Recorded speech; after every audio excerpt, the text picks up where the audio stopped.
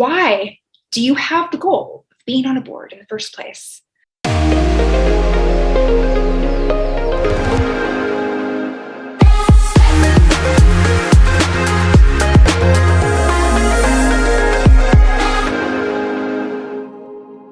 Hello, I'm Stephanie Michelle, and I'm also on the board of directors of Society Gal, an entrepreneur network for freelance and entrepreneurial women, and formerly on the board of directors of the Young Professionals of San Francisco. A question that I get asked all the time is, how do you join a board? How the heck did you get on those boards? How can I get on one of those boards? So today we are going to go through my top steps for getting your booty on a board. But first, let's go into why it's useful. Why do you have the goal of being on a board in the first place? Aside from being a really solid resume booster, it's also great for establishing leadership within yourself, a greater sense of self-confidence, and enabling you to expand and broaden your network and community of friends and people that you either can work with or will work with.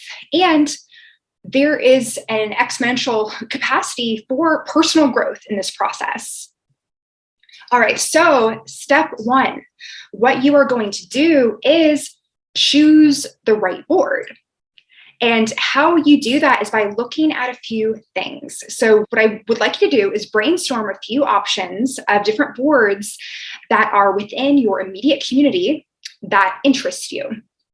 And go ahead and look at their mission statement. What do they stand for? So for example, Society Gal stands for bridging the gap between female freelancers and opportunity to grow and expand in their career and in their business.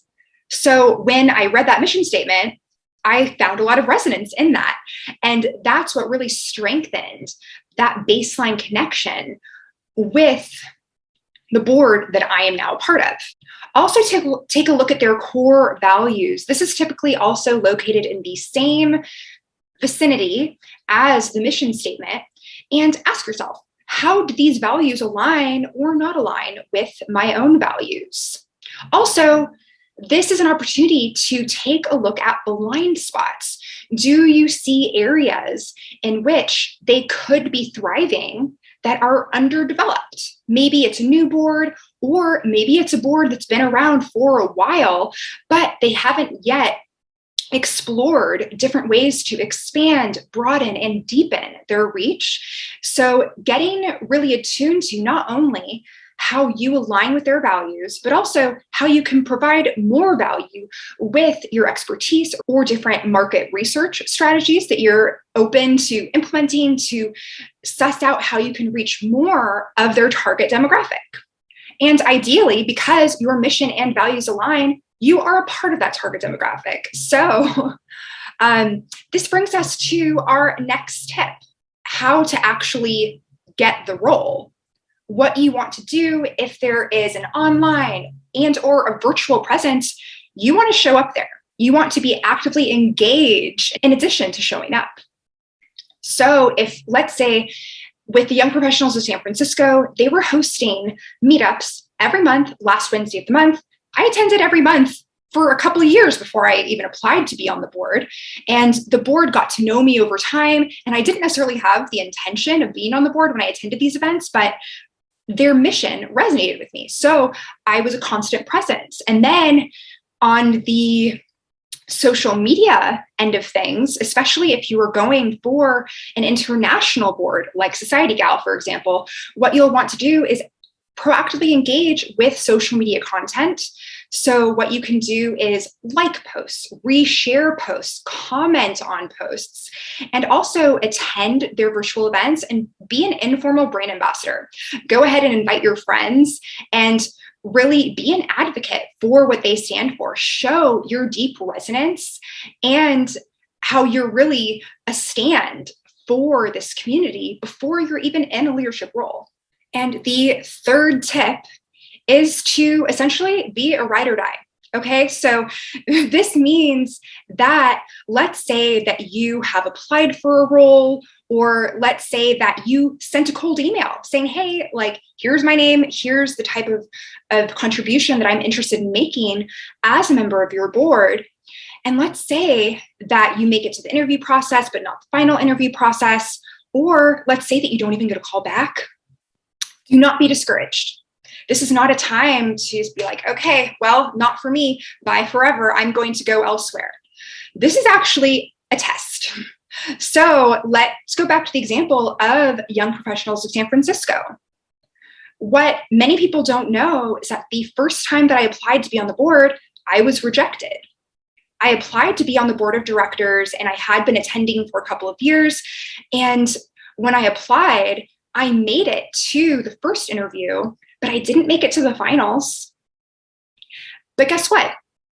I decided that, okay, my values still resonate. I still really love the mission. So I continued to attend their events and say hi.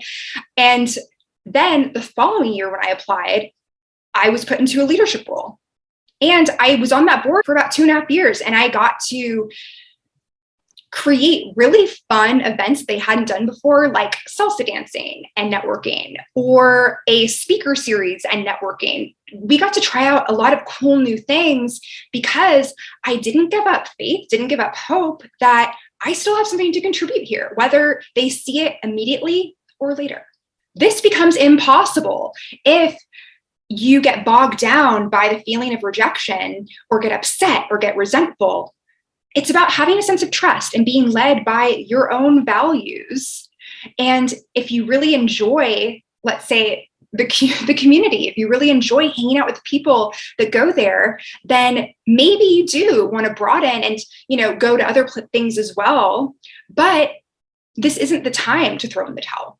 And let's say if you secretly resented them for giving you that no initially, then that is exactly what will keep you from sitting in that board member chair later on.